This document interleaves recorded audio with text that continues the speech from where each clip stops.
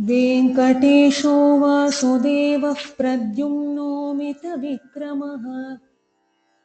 सङ्कर्षणो निरुद्धश्च शेषाद्रिपतिरेव च जनार्दनः पद्मनाभो वेङ्कटाचलवासनः सृष्टिकर्ता जगन्नाथो माधवो भक्तवत्सलः गोविन्दो गोपतिः कृष्णः केशवो गरुडध्वजः वराहो वामनश्चैव नारायण अधोक्षजः श्रीधरः पुण्डरीकाक्षः सर्वदेवस्तुतो हरिः श्रीनृसिंहो महासिंहः सूत्राकारः पुरातनः रमानाथो महीभर्ता भूधरः पुरुषोत्तमः चोलपुत्रप्रियः शान्तो ब्रह्मादीनां वरप्रदः श्रीनिधिः सर्वभूतानां भयकृद्भयनाशनः श्रीरामो रामभद्रश्च भवबन्धैकमोचकः भूतावासो गिरावासः श्रीनिवासः श्रियः पतिः अच्युतानन्तगोविन्दो विष्णुर्वेङ्कटनायकः सर्वदेवैकशरणं सर्वदेवैकदैवतम् समस्तदेवकवचं सर्वदेवशिखामणिः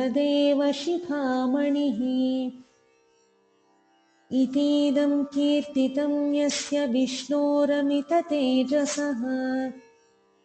त्रिकाले यः पठेन्नित्यं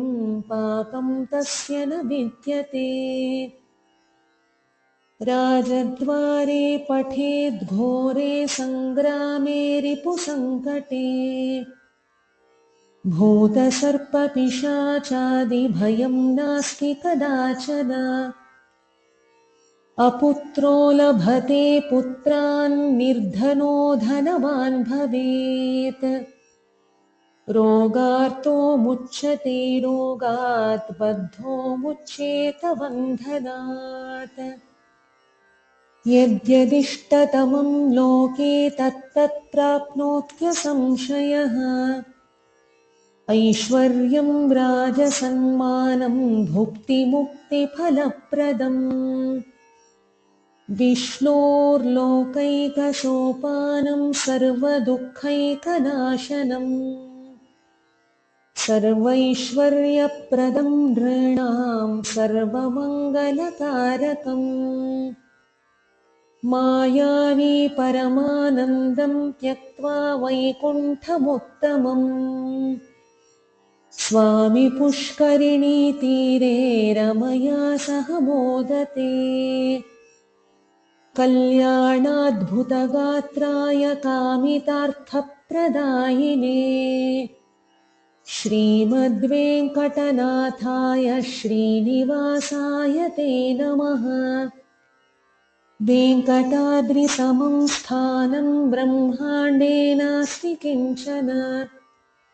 वेङ्कटेशसमो देवो न भूतो न भविष्यति एतेन सत्यवाक्येन सर्वार्थान् साधयाम्यहम् इति श्रीब्रह्माण्डपुराणे